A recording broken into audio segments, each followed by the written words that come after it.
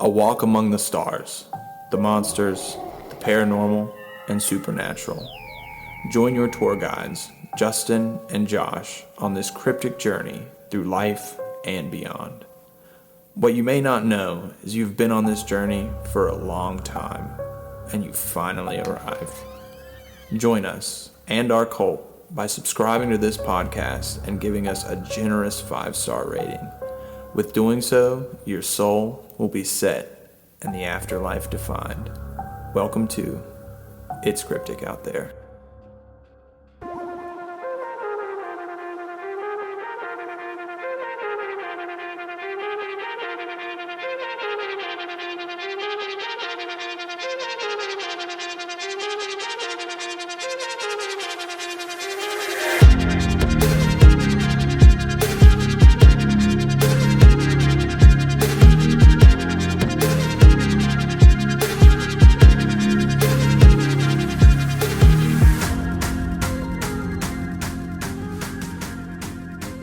Welcome everybody to another episode of It's Cryptic Out There podcast. I am your host, Justin, alongside my co-host, Josh. What's up, everybody? I have no say. Oh, gosh. You know, I haven't done that in a while, That's actually. true. Welcome back. We are season 3. Season 3, baby. That's crazy. Yeah. We got Vanessa here with us. Yes, Vanessa is here with us, as well as Mavis in her cage, watching us. Probably getting freaked out by Vanessa, but everything's okay. Vanessa's good. She's good. Yeah. I think she likes it. Vanessa's hanging out. How's everybody doing? Yeah, it's been It's been 2, 3, maybe 3 weeks for them? something like that. Yeah, maybe 3 weeks for Feels you like a guys. lifetime. Right.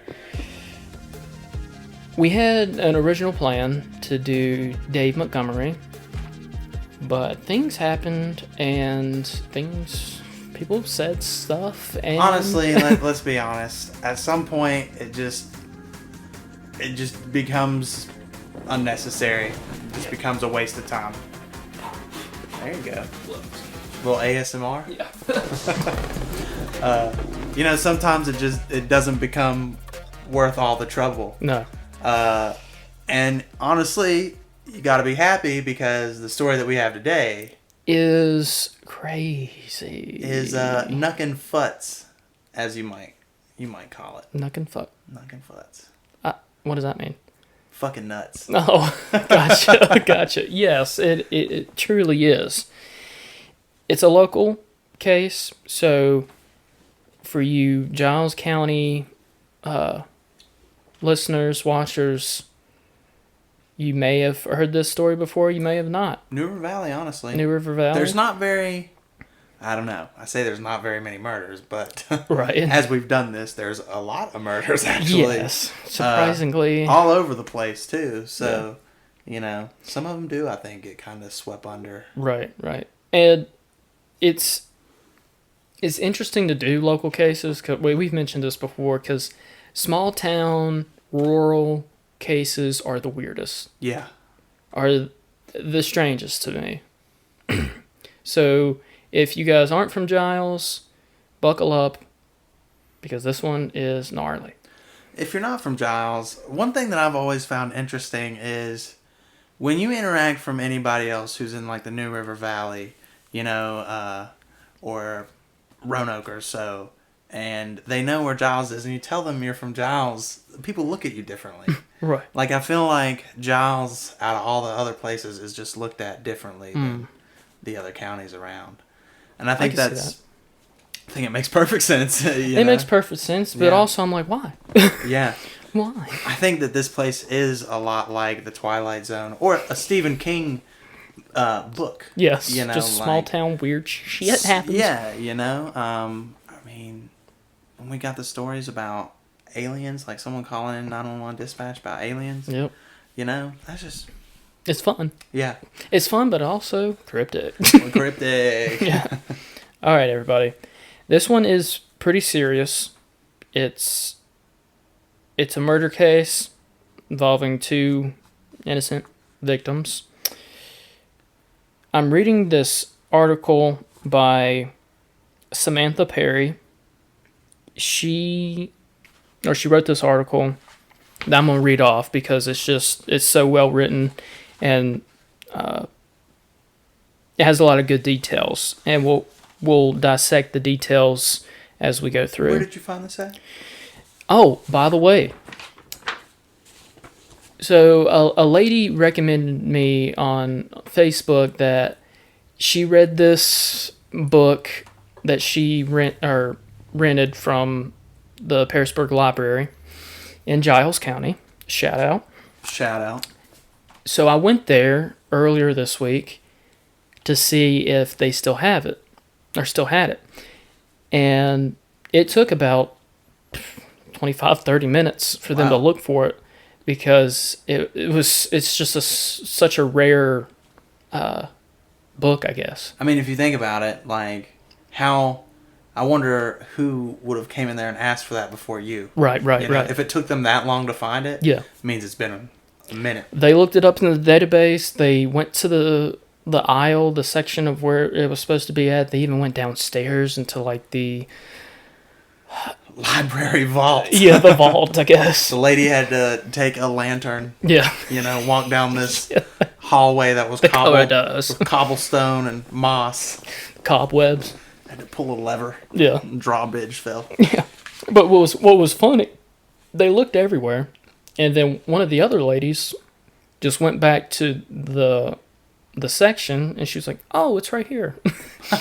So, I mean, shout out to them for really taking their time to look for it. Very thankful for. Yeah. I mean, you got to be like, that's awesome. That is awesome. And that's our public library. Yes. If anything, we are very pro public servant. Yes. I mean, that is like, that's a... Libraries don't get enough credit nowadays. Seriously. I think everybody is so spoiled by the fact that, like, I don't think people recognize how much they read on a daily basis. Yeah. Like, you could go on Facebook and you're reading posts, but to me, whenever I get on any sort of social media or just on the internet, I'm usually looking stuff up and reading tons of articles a day. I mean, as soon as you look at your phone, you're reading stuff. Yeah, and I think that might be part of the reason why people are so gullible to some stuff, because everything is at our fingertips. Right. But what's beautiful about a library is that, like, there's the whole process to it, and everyone there is so knowledgeable. Exactly. Oh yeah. Absolutely. Respect to librarians. There's a reason why you have to have a degree to be a librarian. Yes. we mess with the Dewey Decimal System. Yeah. Shout out to you, Dewey. Shout out. Okay, so this article is called "Murder in the Mountains." It's an excerpt article from that book. It's like a collection of, I guess, unsolved murders or whatever. She was a writer. She might still be a writer for the Bluefield Telegraph, which is a newspaper outlet in Bluefield. All right, let me go ahead and start. The Wolf Creek Murders by Samantha Perry. The murders of Scott and Noble marked the age when innocence was lost in the two Virginias. It was a hot and muggy Sunday night on May 28th, 1978, when Josh Scott picked up his girlfriend, Karen Noble, at her home in Bluefield around 8:45 p.m. The couple, who had been dating exclusively for 4 years, didn't disclose plans of their outing to friends or family, but ultimately they ended up on the other side of East River Mountain on a sandy beach flanking the cool waters of Wolf Creek near the border of Bland and Giles counties, Virginia. Now, it mentioned that they didn't say or tell anybody where they were going, which, I mean, it's who not expects to necessary. get murdered? Yeah, who expects? Yeah. I mean, exactly. Like, I think, especially when you think of it, 1978 and serial killings and stuff like that, that's still very new. Right. And like small town communities. Yeah. The majority of the regular person won't expect something crazy like that. Yeah. I mean, I'm sure that there's people probably in our area that still feel, I don't know, maybe I could be wrong because the way the world is now, but feel comfortable enough to be like, oh, I can leave my door unlocked at night. Nothing's going to happen here. That's what a lot of people used to do. Yeah. I remember being a kid and sometimes, do you remember when we were in school? At least whenever I was in Macy, or even up until high school, like our senior year, they would leave the doors open. Like we would come down the steps and the doors just to the path, like out to the ag. Which I guess everybody who has gone to school at Giles High School, like, they just left those doors open. Now, what is crazy is that is not something that would happen anymore. No. That happened very soon after we left. Yeah. And I think what's crazy is you could think of, like, when our parents, at least when my mom was in school, they were going out and, like, racing cars in front of the high school and just hanging out in the parking lot and smoking. Yeah. Like, it is so Such insane. a different time. And you think of 1978.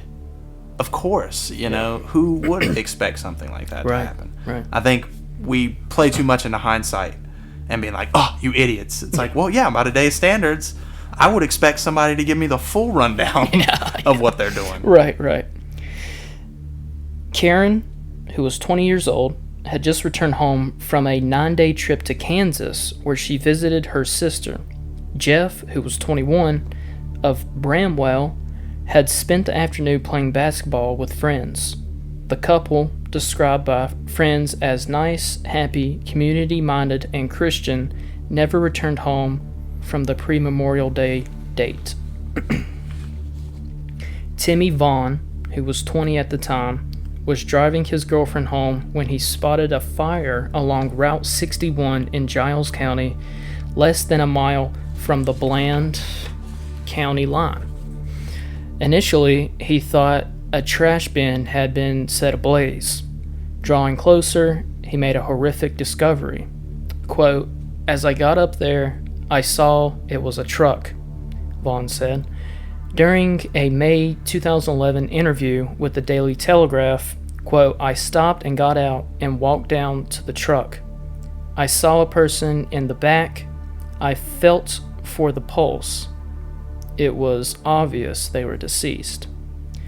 Vaughn found Scott's body about 11:50 p.m.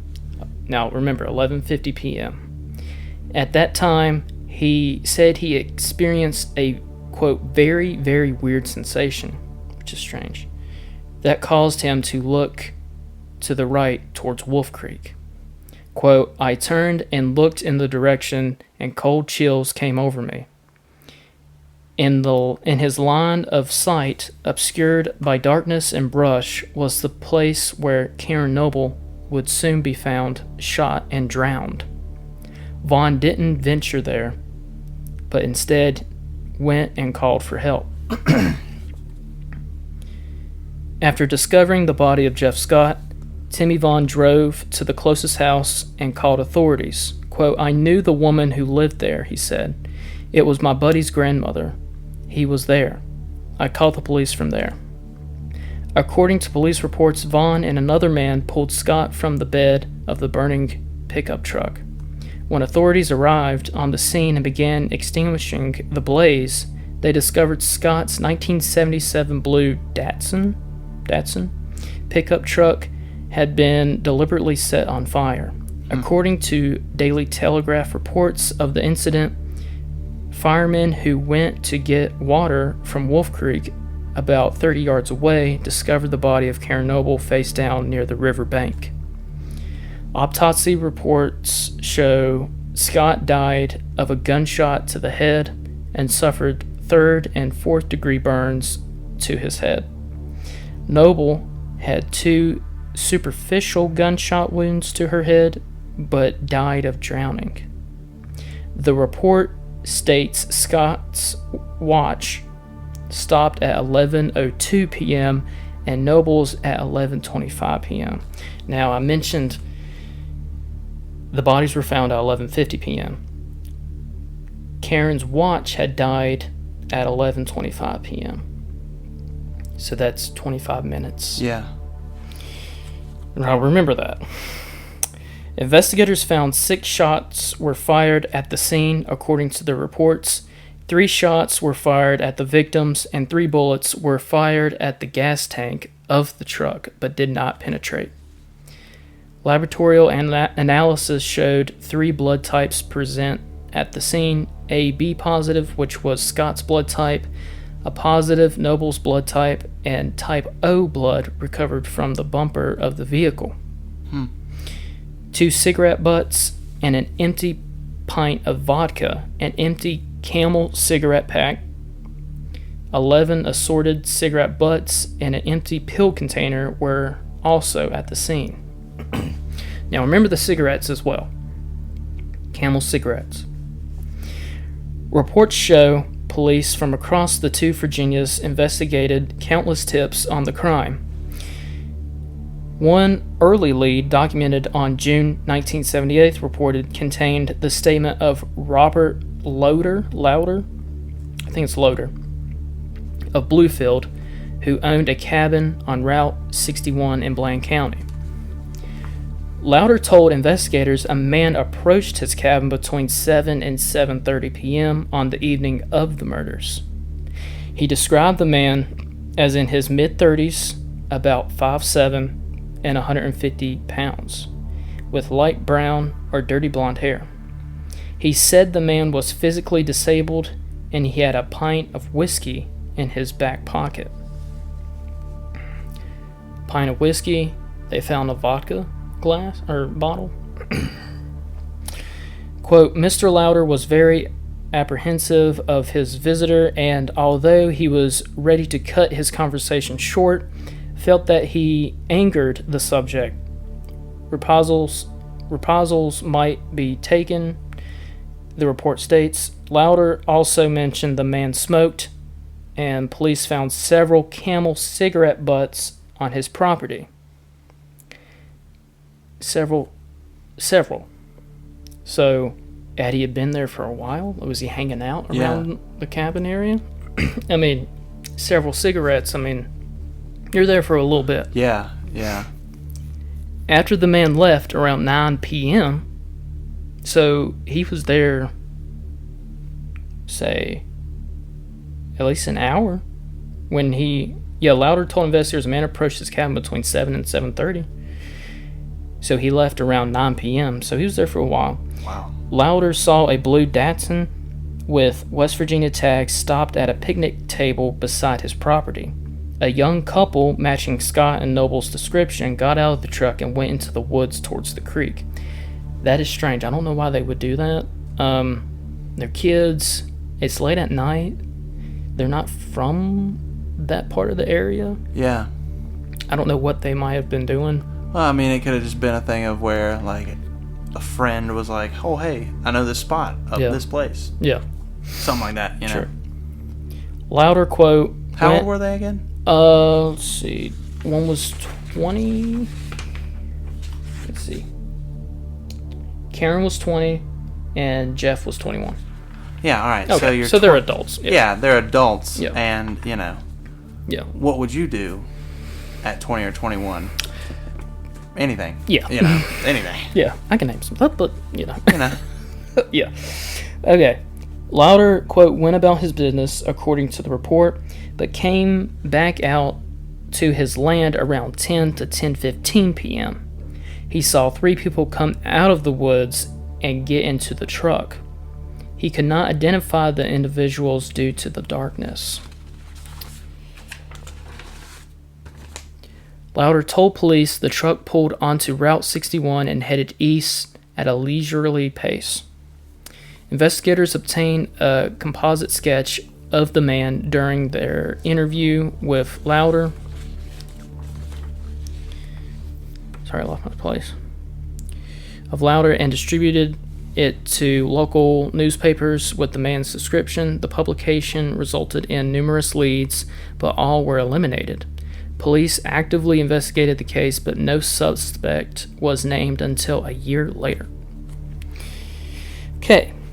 On March 31, 1979, a boy and a girl went on a date and were abducted at gunpoint from the parking lot of John's Restaurant in Tazewell County.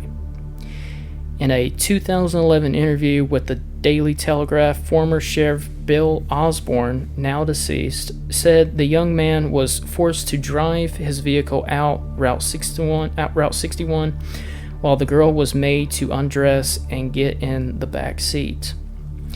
Osborne recalled, quote, he, the abductor, said he was going to rape her and kill them both and leave them down where he left the other two. Okay.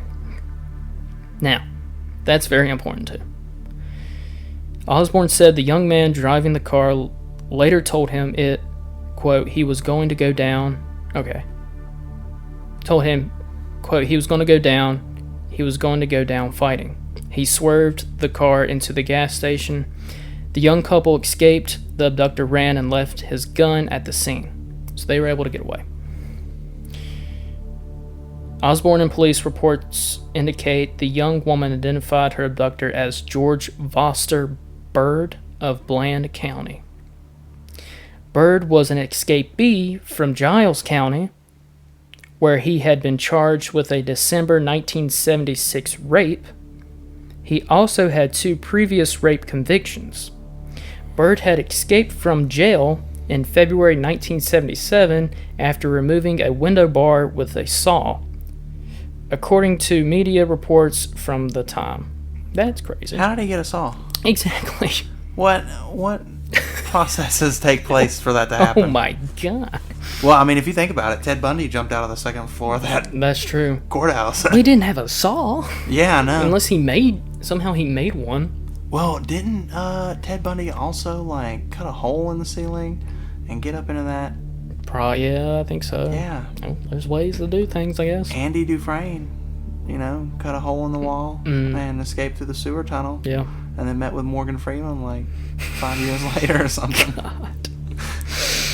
Shawshank Redemption, Yes. everybody. Osborne and the sheriff's department used bloodhounds and tracked Bird to Bland County, where the trail was lost. Bird remained on the, I guess, land. I-A-M? Lamb? I don't know. Oh, on the lamb. On the lamb. Yeah, it's kind of like on the run. Gotcha. Okay. See, I don't know that word.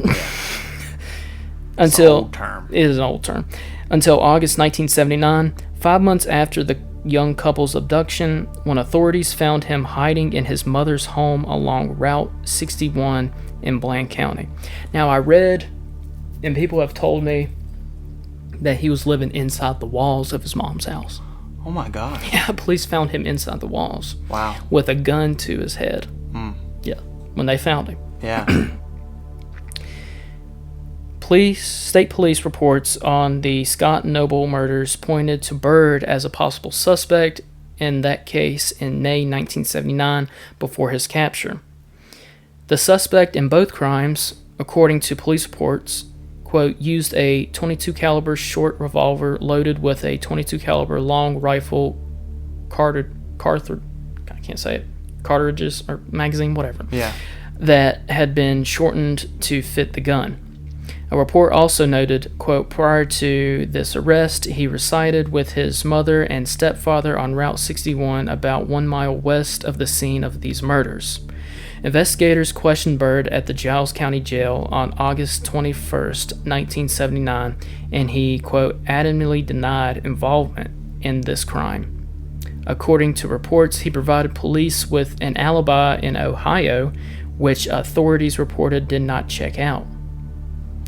On October 1979, police report notes Louder, quote, was shown a picture of the suspect, Bird, and a picture lineup. Mr. Louder identified the subject as the man he talked with at his cabin on Wolf Creek just prior to the victim's appearance in the area.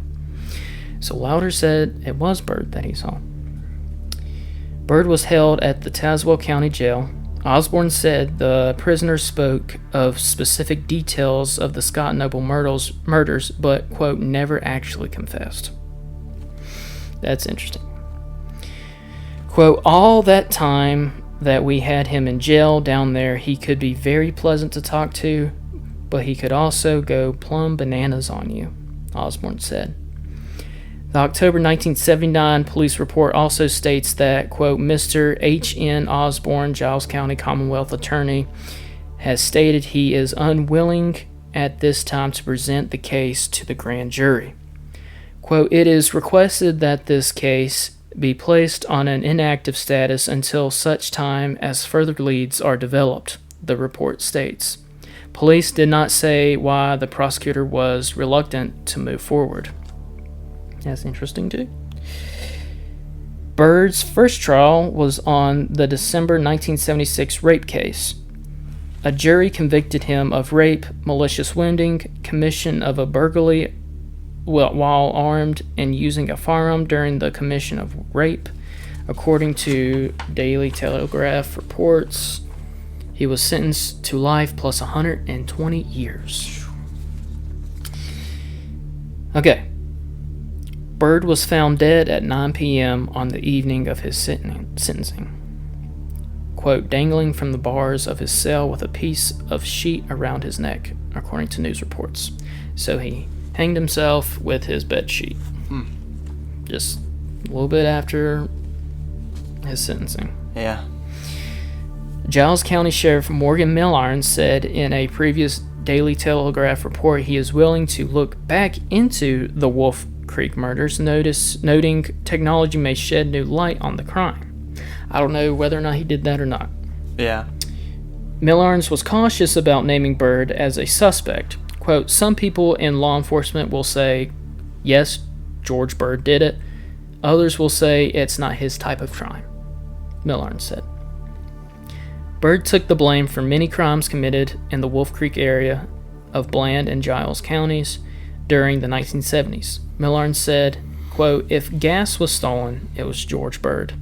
Everything that happened, it was George Bird.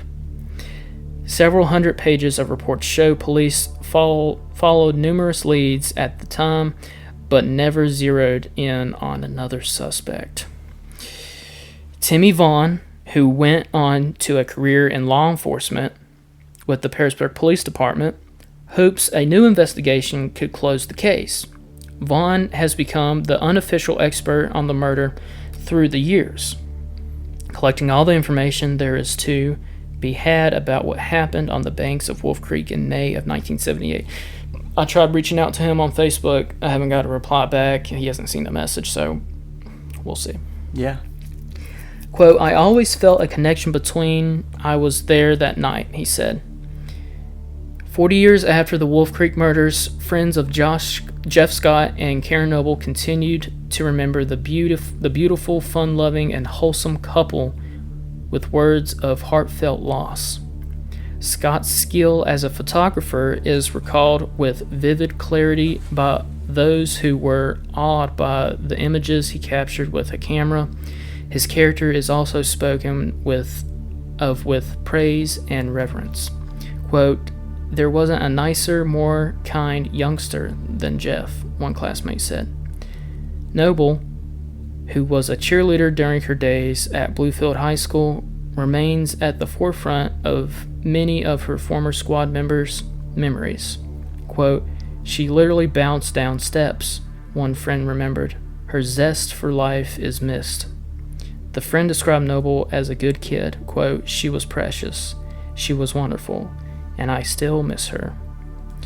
Many friends and local residents say the murders of Scott and Noble marked the age when innocence was lost in the two Virginias, a time when small-town charm was tarnished by a dark, sinister, and still unknown force. Little did they know what was yet to come. Right. You know? Yeah. So yeah, ladies and gentlemen, that is the Wolf Creek murders. Now, this is where I took notes. Well, wait, just a second. All right. Like, that was beautifully written. Yeah, thanks, man. It was. Yeah, like that. Yeah. She did a great job. Absolutely. That's why I wanted to read the whole thing. Yeah, that was amazing. I was truly encaptured by that. That was great. Yeah, I read it about 2 or 3 times. I was like, it was so vivid. I felt like I could place myself there. Yeah. And you did a great job reading it. Thanks, man. Yeah, thanks. Good job. Maybe I can find her and we should reach out to her. Yeah, we should. Yeah, Samantha Perry. Yeah, shout out to you, Samantha. Shout out. You are great. Yes. This is her right here. I'll have a bigger photo on the screen. Yeah. Have not already. That was great. Yeah. And that gives such a. I think she's so right when you think about it. 1978, like that probably truly was the beginning, because after that, like it doesn't get much better. Right. You know? Right. Which, I say that, but... I have notes scrambled everywhere. Bear with me with all this other stuff. Okay.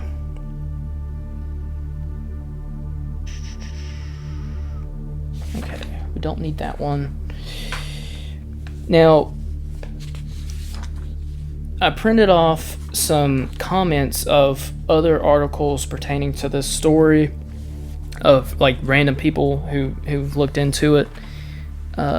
This one right here, Bird was in jail for charges related to a December 1976 rape, but he already had 2 previous rape convictions. Reports from the Bluefield Daily Telegraph state that he had escaped from jail by removing a window bar with a saw. With the lead provided by Lauder's testimony, police began the manhunt for Bird, March 79. Yeah, I mean, I already said that. Lieutenant Tom Lawson, a lead investigator on the case at the time, told the students during an interview that he would never forget the day they found Bird.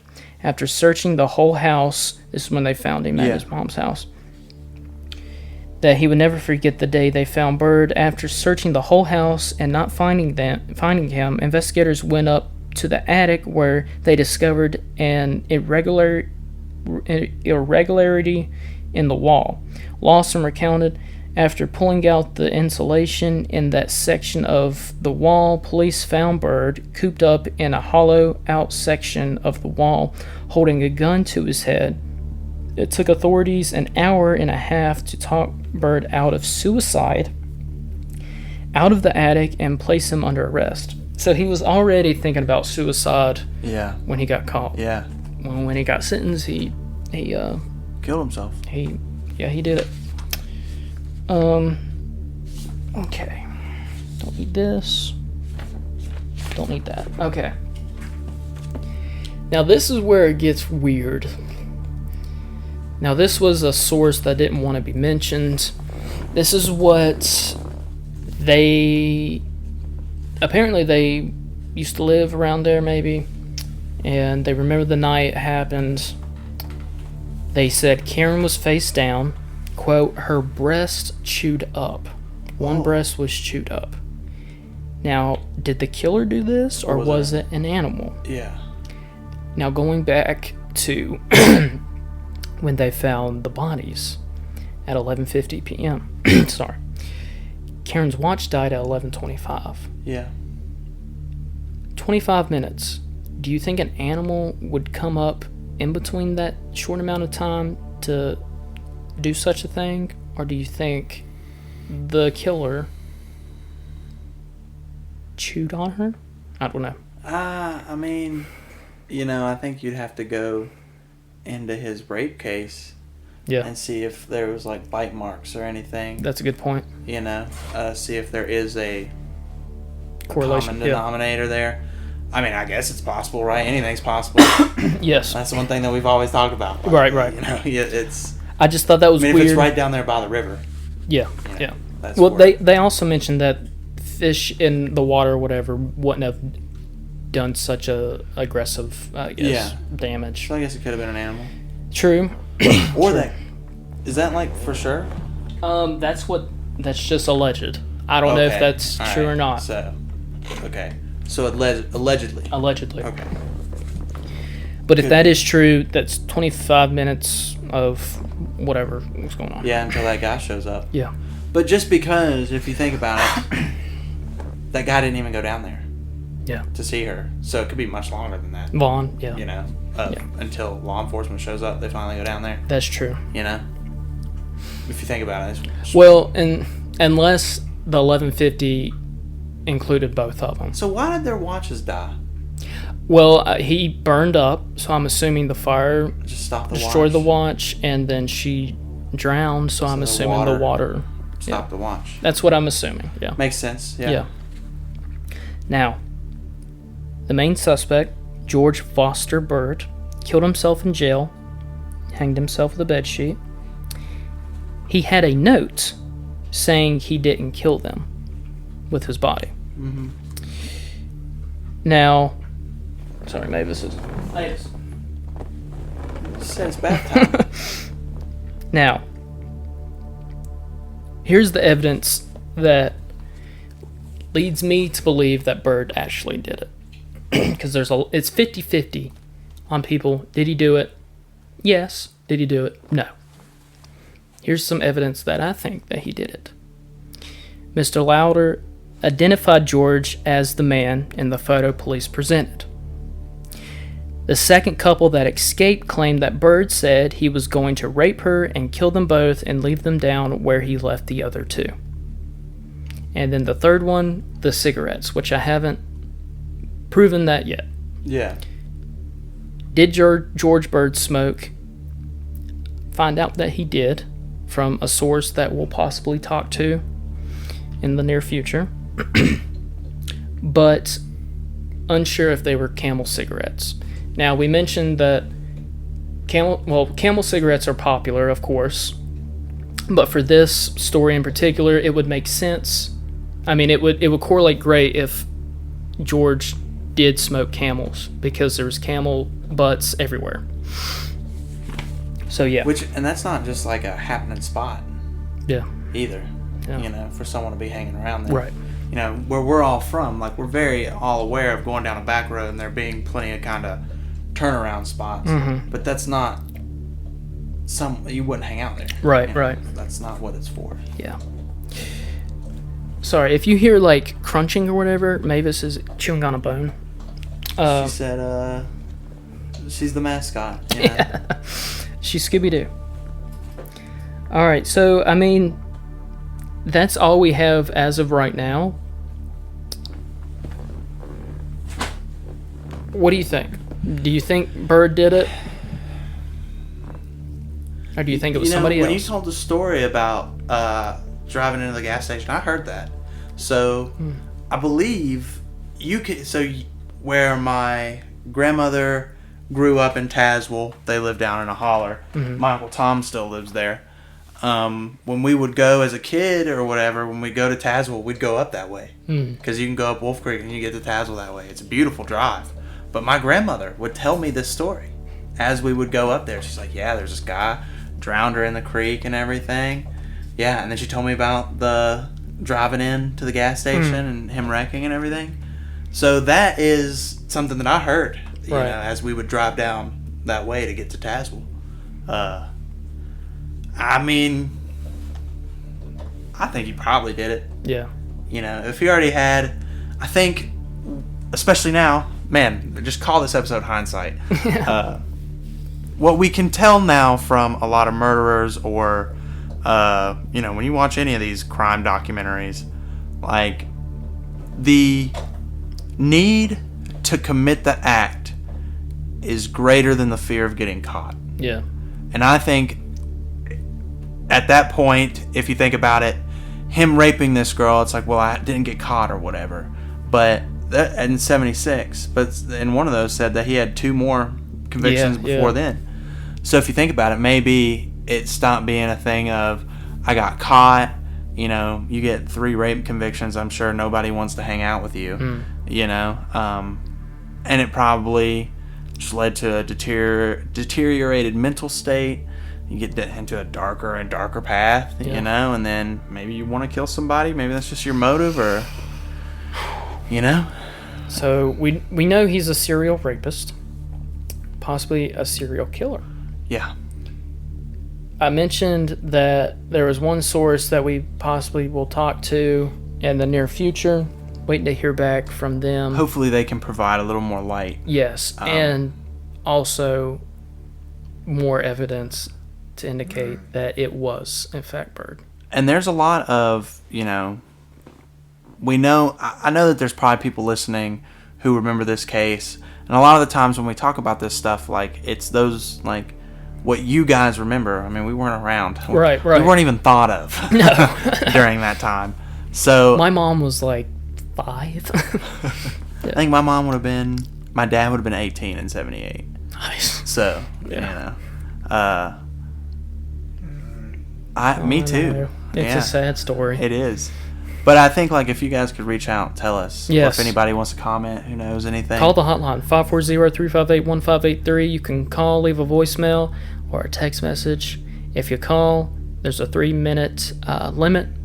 When the 3-minute limit ends, that's hard to say. Yeah. Just call right back and continue what you want to talk about. Yeah. Keep leaving messages. And we'll get back to you. Yeah. Or we can include it in the show. Yeah. With that being said, me and Josh are going to head over to Wolf Creek. Yeah. We're going to go and See if we can find the murder scene. A little cryptic adventure. A little cryptic adventure. See and what we then, can find. yeah, and see where else we can go. Hopefully we can find it. I don't know entirely where it's at, like the spot. I'm assuming it's just down that road. Yeah. We just can't miss it. Yeah. We just can't drive by it. So, yeah, I mean, Let's see. Is there anything else? before we go on this adventure. Yeah, I'm thinking, it was great, the Halloween Spooktacular. It was. That was fun. That was a lot of fun. Hope you guys enjoyed that. We plan on doing another live show. Yeah, yeah. Maybe this month. We like it. We do. It's fun. It was fun. It was fun interacting with you guys too. Let's see. Thanks to everybody who reached out about a hoodie. Absolutely, yes. Yeah. The people who reached out and placed their orders, sent their money, bear with us.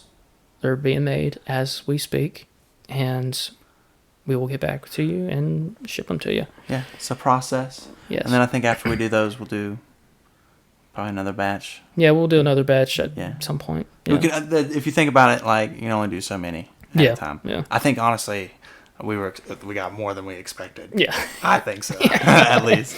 That's So, true. Yeah. Thanks to everybody who Yes, we appreciate it. did that. Yeah, we love everybody who supports the show. We're like 793 members on the Facebook page. Yep, we're growing. So about to hit 800, which is awesome. I just love doing this. Yeah, it's fun. It's cool. It's fun. And we wouldn't be here without the good cult. A good cult. Yeah. That's what it is. That's what it is. The creepy culties. The creepers. The cultist. Yeah. All right, guys. So we are gonna hit the road. Yeah. Yeah. Cut 2, I guess. Yeah, I guess so. Traffic ablaze. Okay, so I guess we cut to this now. Where are we, Josh? A long way from home. Literally. If you guys see that, we're in West Virginia. West Virginia, Mercer County. Mercer County. There's snow All over the place. everywhere. We drove up a mountain, and it kept getting wider and wider. Yeah. So in the article, it mentioned that they're at where exactly? East? They ended up on the other side of the East River Mountain on a sandy beach flanking the cool waters of Wolf Creek near the border of Bland and Giles counties, Virginia. Right. Okay, so we're at... It says he spotted fire along Route 61 in Giles County, less than a mile from the Bland County line. So we drove past it, but I figured they had to have been from around here. Yeah. So I guess since we're here, we'll head back down and see if we see the sandy beach area. Yeah, that cabin, on the way up here, we kept our eyes open in that cabin. Well, there was like multiple cabins too, so it was hard to decipher, I guess. But I guess we're gonna head back down and see if we drive by. Stay on Route 61. Yeah. All right. I think we had an idea of where it was, Yeah. but we'll have to go back. Yeah. Well, stay tuned. Traffic ablaze. There's a truck. And looked out into the brush. Sandy Beach. Wish I didn't have my white Vans on. I got boots on. Okay. Inspect the ground.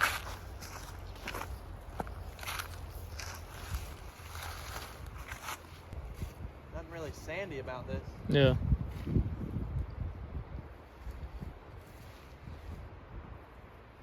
Oh, dirt. Unless this was like, What? unless this was all cleared out years ago. Yeah.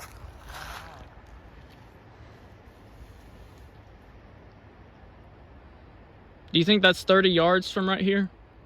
Here? Yeah. Maybe. How many feet is that? I don't know. Because her body was 30 yards away from the truck.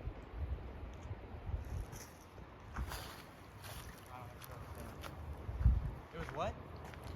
Her body was 30 yards away from the truck. That's what I'm thinking. I'm thinking if he drove, saw the blaze, his truck could have been parked right there. Yeah. See him, so he looked off into the brush near the water, which could be down here. I mean, there's enough for a body to lay here. Yeah. You know, Right. if he shot and drowned her. I mean, obviously it's cold. So we're not 100% sure, but we're, I mean, this is a mile. yeah, this is a mile from, Mile. according to the article. So much so, and he said that he drove to a house nearby, so it's either that one or where that truck just came out from down there. Yeah. So if this is the spot, then this is where they were found. Look at those goats. Yep. That guy was probably like, what are you doing?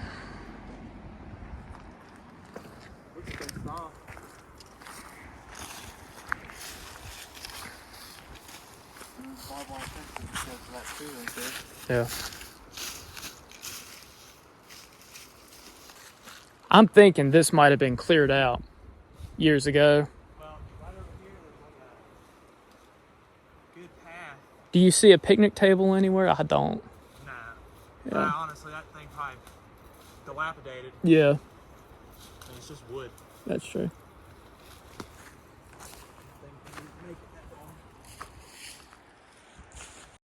So we're back. We changed clothes. Yeah. It got really cold. It did, yeah. Yeah.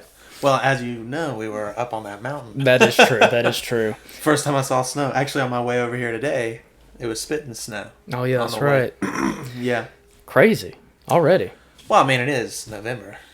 You know. You're right. You're You know, right. we're- But last week was we're like getting- 60s, I know, 70s. yeah. Thanks. Virginia weather. Thanks, global warming. Yeah. You know? Virginia. Thanks, Virginia. Yeah. Can't make up your mind. So you just witnessed our adventure to Bluefield, pretty much, and then Wolf Creek to the murder scene. But before we talk about that, I want to discuss this product we have with us called Magic Mind. Josh, would you care to elaborate on what's in my hand? Yeah, so we've been doing it for what, three A few days, three yeah. days now? Yeah. It's a nice little additive to my morning routine. I Yes. would say. An issue that I can say I sometimes have is procrastination. Like a bunch of us, you know, you got all this stuff going on, work, whatever. Yeah.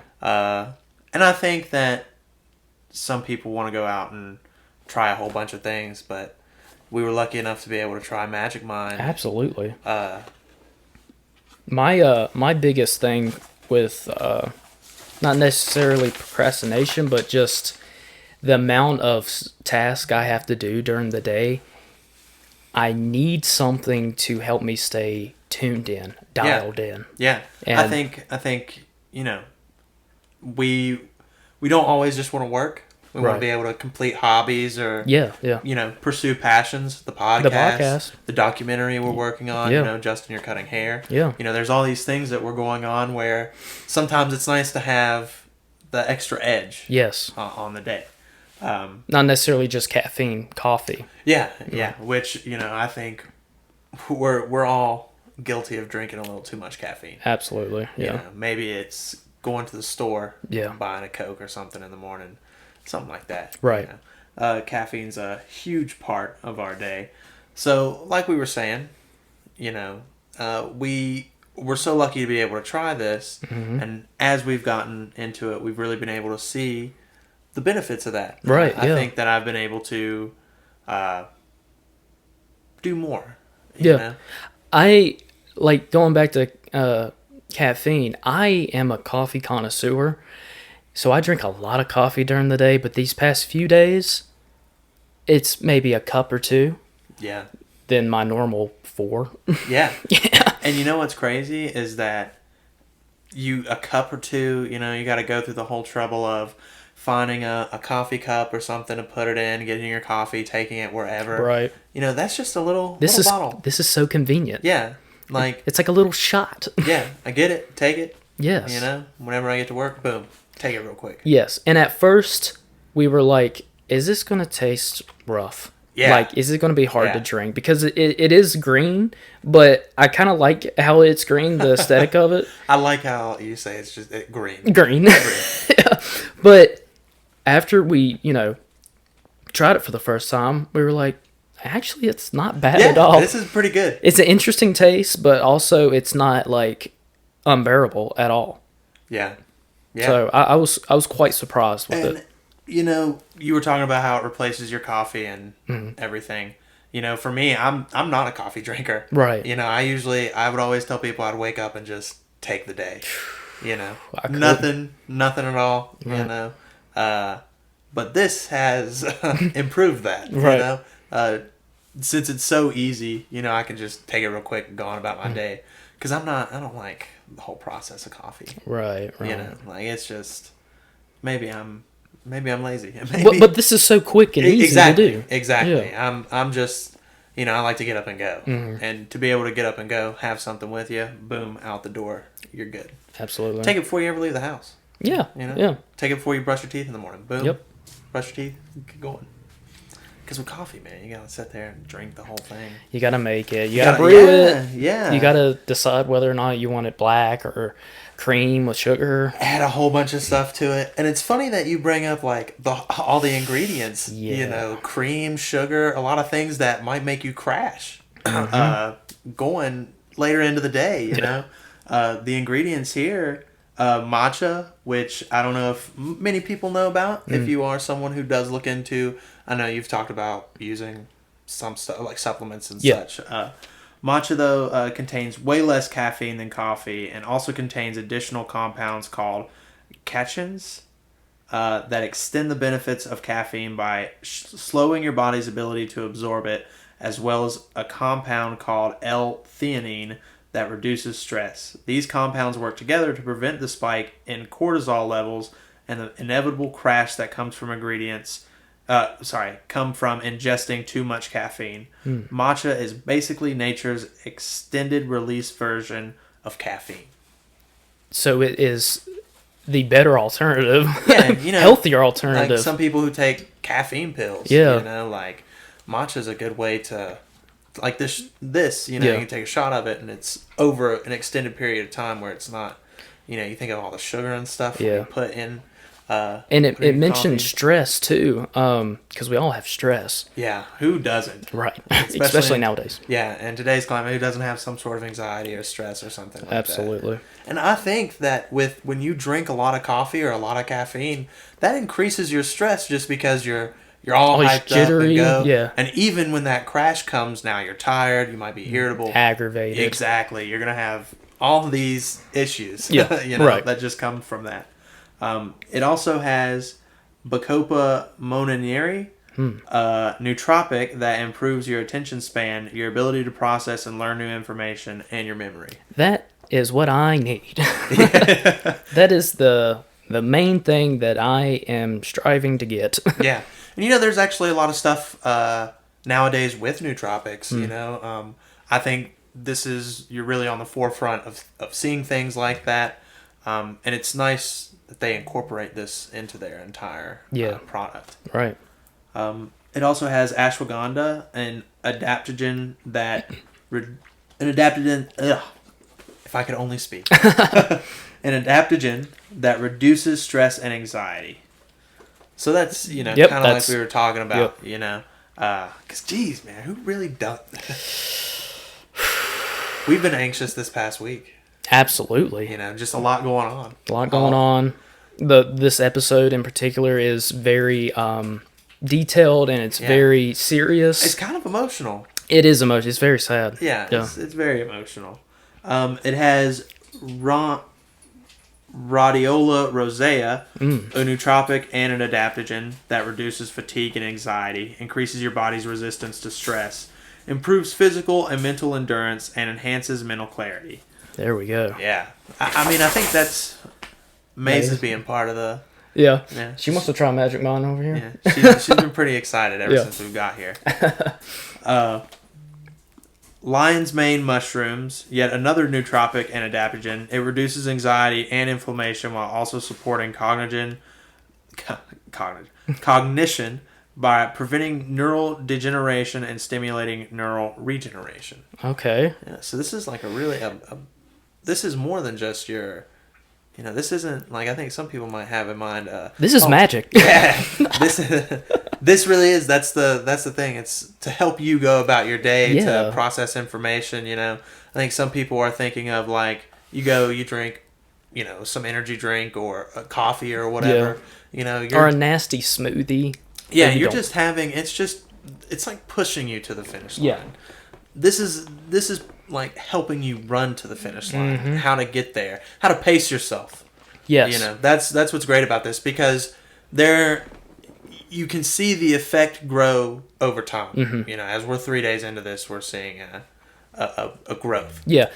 It's a good starting, it's a good during, and it's a good finish. Yeah. Without any bad side effects to it. Exactly. I mean, that's why, like I said, that's why I don't drink coffee or anything. Right. I just hate the feeling.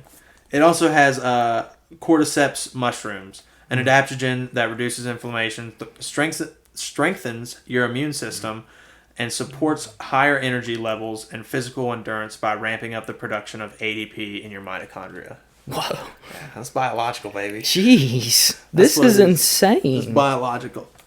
You know, I think for anyone, the reason that we decided to do this is because we kind of like the idea that, you know, we wanted to, I know you talked about wanting to reduce your coffee consumption, and but also just, you know, nowadays, since like the pandemic and everything, a lot of people realize that they need to be healthier. Oh yeah. So this, in my opinion, is a great, you know, just small little thing to do during every day. Yeah.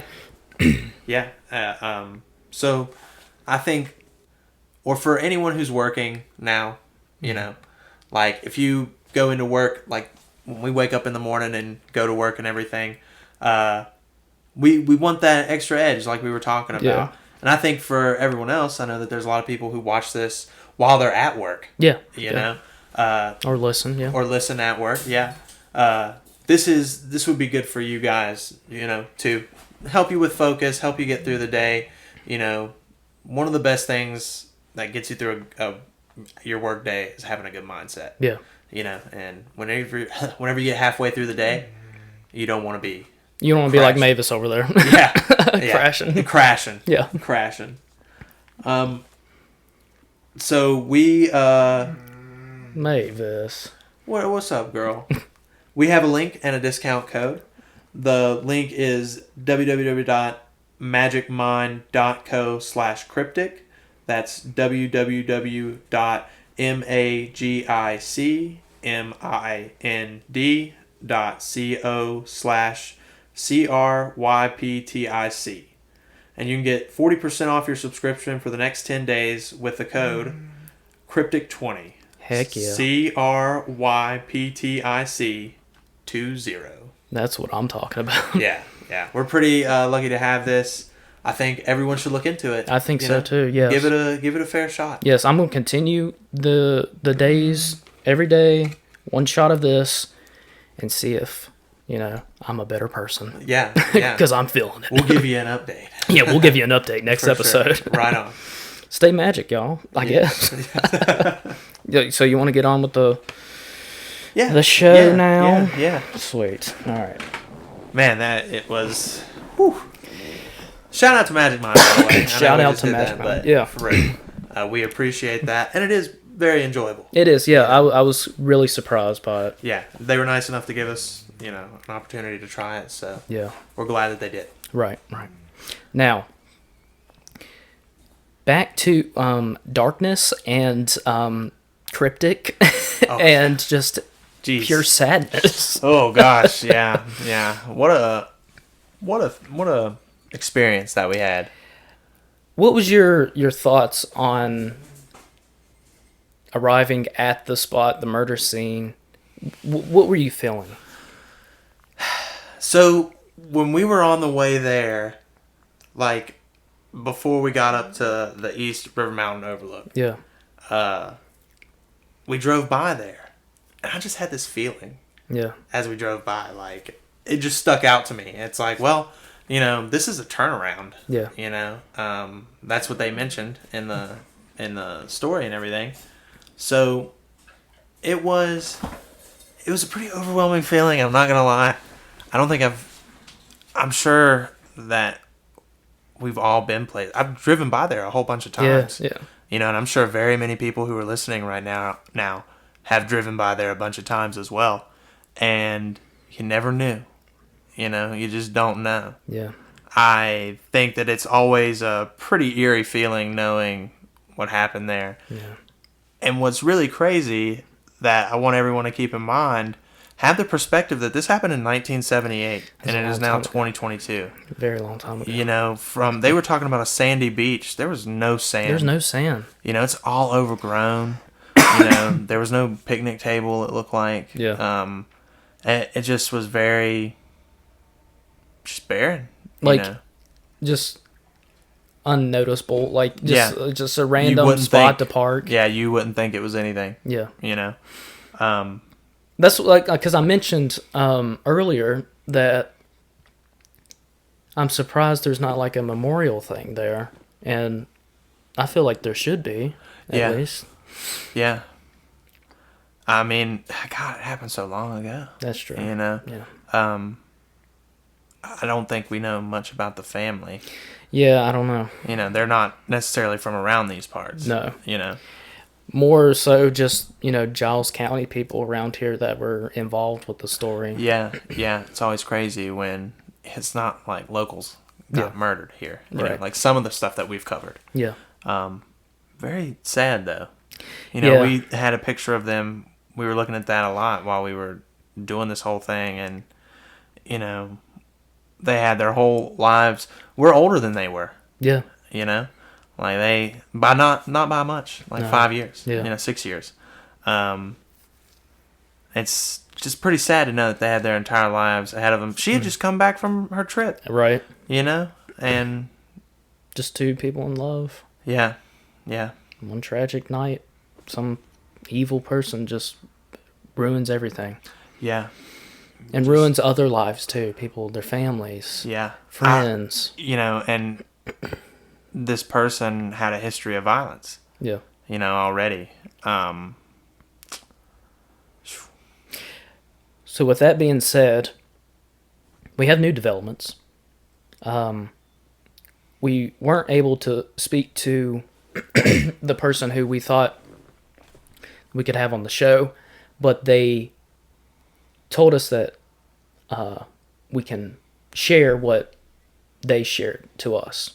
And it's very serious, it's very sad, and it's very evil.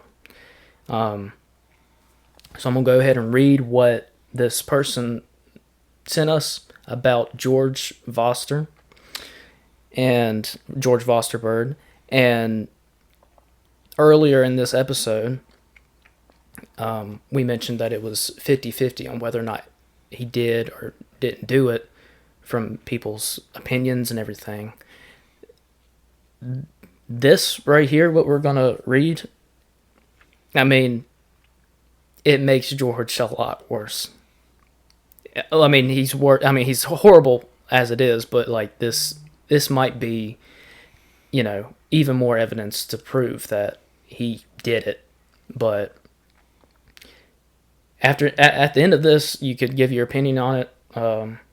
This is what was given to us, so other than that, we don't know anything. We don't know if he did it or didn't do it, but you wanna do it? Yeah, let's go. So I made a post if anyone knew who George Bird was. Yeah. And I got this response from this source. They said, I knew him. He was evil. I'll tell you what I know, but I would like to be anonymous. So I said, of course. I asked if they knew if George smoked Camel cigarettes, because that was like a big thing, this whole episode. Yeah. And they said, yes, he smoked. My sister was dating him, and that's how I met him. He was borderline genius and insane. I knew him several years. He threatened to kill me to get my sister to run away and marry him. Wow. He admitted to my sister that he had killed that couple and they weren't the only ones. He also raped a young girl and went to trial for it. My sister's first husband knew George and was fooled by him into providing an alibi for him. Later, we found out he was in fact guilty of that crime. He was charismatic. He seemed like a good guy at first. My family was fooled by him. I was so terrified by him that I left here and hid out in North Carolina until after my 18th birthday. Wow. Which was the date he told me he would rape and kill me. I didn't come back until I knew he was in jail. And I am 99% sure he did not hang himself. He loved himself, and he loved hurting and intimidating people. That's an interesting claim. Yeah. Because in the reports it said that he hanged himself with his bedsheet in his cell. The cops were tired of chasing him. He escaped from them a lot. The last time they caught him, he was living in between the walls of his mother's house. Yeah. And they said, sorry for bombarding you with so many messages. The story has been dormant in my memories for a long time. I'm sure. Yeah. And let's see. I pretty much said, this is such a traumatic, experience. Yeah. It's hard for me to, relate or Of course, yeah. come back with Yeah. something sincere, just saying I'm sorry. Yeah. So she goes on. She goes on to say, my sister gave up her freedom to keep me safe from him, and I don't want to reopen those wounds for her. Yeah. Yeah. He took her and held her captive. He made her go naked so she couldn't run away. She was finally rescued when the police caught him in Cincinnati, Ohio. Wow. Wow. Let's see.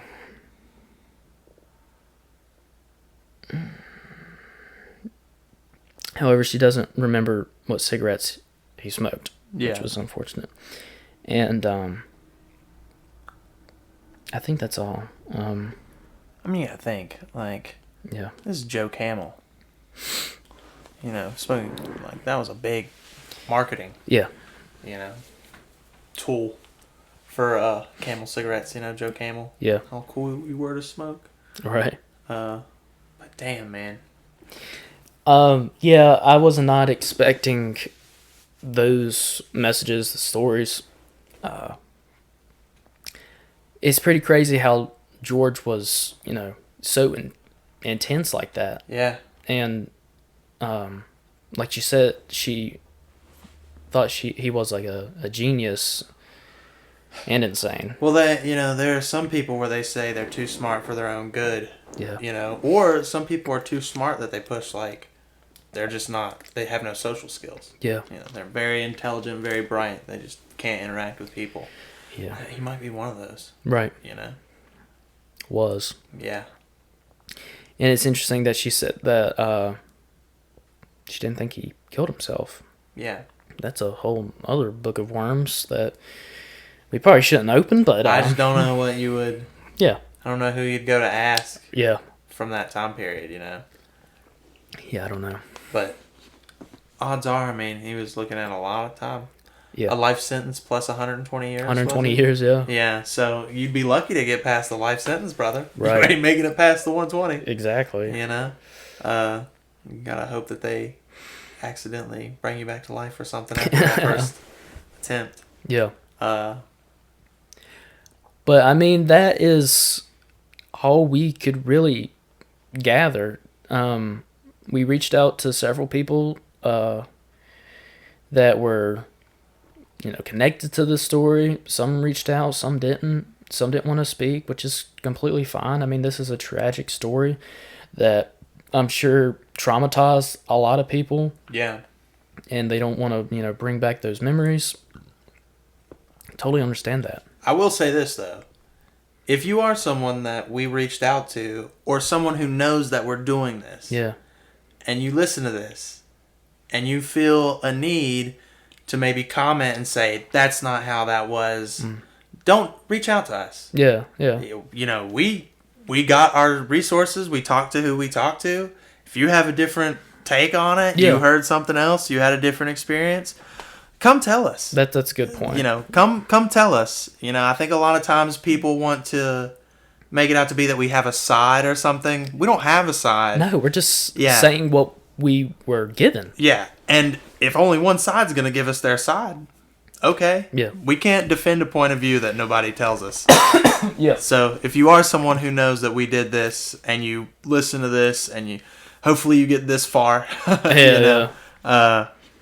just reach out to us. Mm-hmm. Let us know what problems you have and how it actually went. Yeah. And we will damn sure give you the time to say your piece. That we could say address for you. it absolutely. Yeah, no problem. That Justin and I talk a lot about the podcast, how much we love it and what we want to foster out of it. And at no point do we ever, I mean, yeah, it's hard to be unbiased. Yeah. With this guy, it's like, well, kind of. Yeah, because at the beginning of the episode, or like in mid of the episode, I'm like, Well, I believe he did it. yeah. Especially like when more came out. But at the beginning, it's like, well, it's 50-50. Yeah. All right, well, let's look into it and then let's see. And we want to know all the information. We want to hear everything. I mean, we think back at like the telekinetic kid, when we did that. That was like a legend here that it seemed like no one really knew anything about. Right. Until we were able to get into it and we found out so much stuff. Yeah, and the turn of events too. Oh, yeah. Crazy. But seriously, like, we just want everyone to know that at no point are we here to take a side or give a narrative. If anything, we're on the victim side. Oh, every time. Every time. Every time. I mean, these two kids did not deserve what happened to them. Yeah. That is... I was thinking about it today. A shooting in so many ways affects more than just the victims when you think about it. Yeah. Like, unfortunately, obviously, they lose their lives. But you think of every family member on both of their sides. And then I think about the shooter's family. Yeah. And what they had to go through. Yeah. I mean, he killed himself. Yeah. In the jails after they told him what he was going to get. Like, you're going through that motion and, that's your whatever, your family member. That's your whatever. And, regardless of what they did, you're still there. Yeah. You're just there. It affects so many people. Yeah. And I think that we always want to take that into consideration. We want to explore and think about every person that's involved in this scenario. Even the killers in a way. Like, I'm sure this guy, we don't really have a history on him. Right. We don't know much about him, what he went through, like we've always talked about. Like, no one does nothing for no reason. Yeah. And maybe he just, maybe he definitely had the sexual urge to commit the horrific rapes and stuff like that. But I mean, like we like I said, I think he did it, but Oh, yeah. I mean, that's just my opinion. But Prove me wrong. yeah, You know, but also, I mean, it's we are open. yeah, we're We are open. Yeah. You know, tell us. We have been told some crazy stuff, y'all. Yeah. Some crazy stuff. Yeah. And sometimes it's a lot to be like, okay. And other times it's like, I'm kind of scared. yeah. You know? Let's dip. Yeah. This is deep. Yeah, very deep. But we just wanted to throw that out there because That's a good point. We're like in the past 3-4 days we hit 800. Now we're at 850. You know, I guess it'd be really cool to hit 1,000 by the new year. That'd be wild. You know, Yeah, just set a small goal for ourselves. that'd be wild. You know, if we could do that, even if we get closer or something. You know. Yeah, and Josh and I were talking that we love the idea of this show to be like a late night spooky radio show. Yeah. For like the county. Yeah. Like that's like our dream as of right Yeah. now to get, locals to tune in. Yeah, because this is a show for us. Yeah. You know, that's the way we look at it. Right. Like, we are going all over this county, you know, investigating spooky shit, man. Absolutely. You know? And with it being, small town local stuff, also got fans around the world too, which is awesome. And it's pretty cool that we get to tell you stories that are around us Yeah. and, have your thoughts on it. And It's cultural. if it's relatable to Yeah. where you live. It is a cultural thing. Yeah. You know, like, we need to take pride. Like, we are from the Appalachians. Yeah. You know? Like, there's so much history here. And I'm sure the deeper we go, just farther and farther back. Yeah. We'll find some crazy stuff. I mean, there were battles fought in this Sure. area, like there's so much history here. It's cryptic. The more everybody's gonna realize with us how cryptic it is. Justin and I talk about all the time. Like, did you ever realize it was this? Like, there was so much of this stuff happening. Like, no, not a clue. And that's just motivates me, I'm sure you Oh, too, yeah. that we're finding out all this crazy stuff in, around where we live. And then we grow, to another state, finding out Yeah. all these other small Oh, yeah. stories that Everything- nobody's ever heard of. Everything leads to something else. Yeah. Everything leads to something else. And one thing that I like about this is that it is, I know I've mentioned a lot of stories with my grandmother. Yeah. Throughout this. She's 81 years old and still kicking. She's seen it all. I mean, Yeah, she's seen it all, and she's told me about all this stuff. And I've always thought, like, man, that generation is going. Yeah. And I almost look at these as like a verbal commentary. Like, this is a verbal history of what has happened. It might be on the darker side, but Yeah. still, in a way, like, we're preserving a lot of stories that were either legends or, you know what? It's fair to mention that these, we can put this in a light. These kids can be remembered. Well, a lot of people say that let stories, lay to rest. Yeah. But also, I have this thought of let's not forget about them. Yeah, I mean, yes, this tragic thing happened, but Yeah. also they were still people. Yeah, they were still people. They had a lot going for them. Yeah. And it's, even though this happened in 1978. I mean, he was a talented photographer. Yeah. She was, cheerleader, Yeah, athletic. they described her as a bouncing life of personality. And I think that it's fair that her friends and her family still remember her to this day. Yeah. That way. And it's nice to know that, I guess for me, when you think of it, these two people have been known to us in the beginning. Mm-hmm. And I feel like, you get to know through research, you know a little bit more about them Yeah. and know stuff about them. Which makes it more sad. It does, because you feel like you get to know them a little bit, Yeah. and all the hopes and dreams that they had and where they could have gone. And for me, when you're like a kid, and I'm sure when people grew up, because this was so long ago, they were like, oh, the two kids that were murdered down Wolf Creek, that's what they were referred to as, There's just so much more to that. Yeah, this, for us, the way we look at this is us. No, these are people. Yeah. And this is who they are. Now when we talk about it, or you talk about it, or whoever tells this story from now on, It's important to know what happened. yeah, Jeff Scott and Karen Noble. Yep. They're not the two kids that were murdered off Wolf Creek, or they were, but Yeah. they were, this is who they are. They're Yeah, people. yeah. They're people. I know what you're saying. Yeah. Well, I hope you guys enjoyed this episode. Like Josh said, Poor sorry. Justin's losing his voice. Yeah, Yeah. where we went up to the mountain earlier today, the cold weather has just killed me. So thank you for bearing with my, annoying poor guy. voice. If you have anything, like we said before, that you wish to share, please contact us directly, whether that's through social media, through the Cryptic Hotline, 540-358-1583. You can text, or you can call and leave a voicemail, and we can set up a conversation if you would like that too. Yeah, yeah. Or if you just want to rant, that's fine too.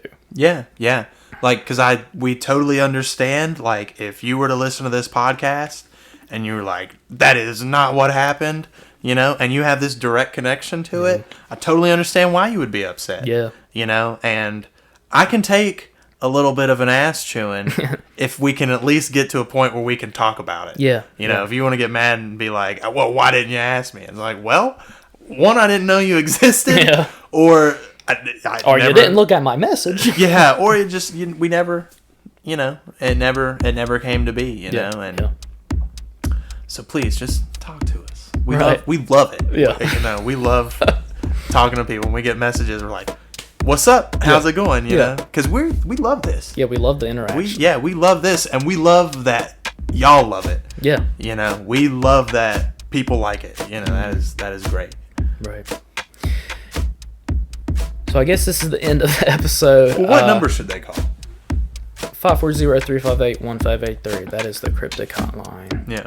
Follow us on all socials. The link will be in the description below, as well as the Magic Mind link. Yeah. Shout out to Magic Mind. Shout out to them. Yeah. I highly suggest you guys, looking into this product because it's pretty great. Yeah, it's cool. Yeah. It's definitely really cool. Yeah. I even like the name Magic Mind. Yeah. It's neat. Yeah. And you get, it looked like there's about 15 Yeah. in there. So, 15 days. I mean, there you go. You'll be a new person.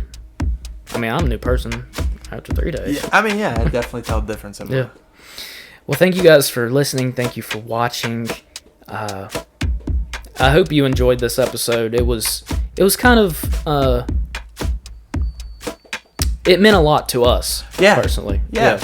It definitely meant a lot to us. I think that when we stumbled upon that spot and just being there, I ran across the street and just tried to imagine, turning that corner, seeing the truck on fire. Yeah. I mean, just walking up, getting the body out and everything, and just knowing that she was down there. Oh, I feel bad for those guys. Yeah. Rest in peace. Yeah, rest in peace. Yeah. Okay, well, we hope to, see you guys in the next episode. We're unsure what the next episode is going to be. It's going to be a good one, though. I know that for sure. We got some options. We're thinking. I mean, come on. What are we thinking? It's Thanksgiving's coming up. Yeah.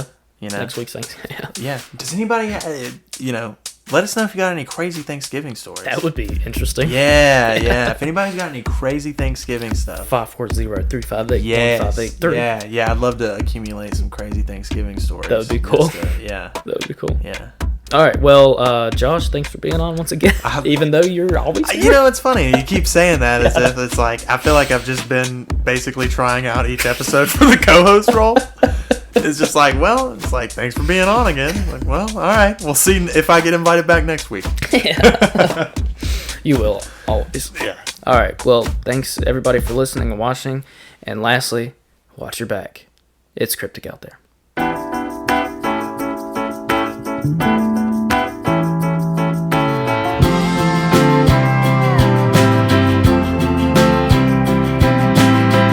Big Valley, beautiful sight. Coming in quick, a little low in time. Gonna catch you just right, pull you up to outer space. Wasn't that a good day? Red guitar, purple haze. Stick, love, and the ball was all you need.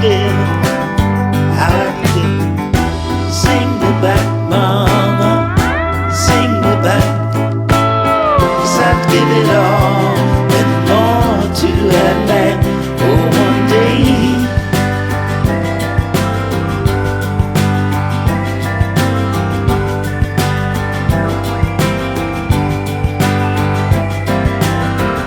Ain't that a beautiful sound? Hear the band and accuse the crowd, and they cry loud, get out of here. It's gone. Wasn't that a good year? Money and cars and souvenirs, a big backyard and a big black dog, and a hole to put your feet in. Sing me back, mama, sing me back. 'Cause I'd give it all and more to have back. Oh, one day.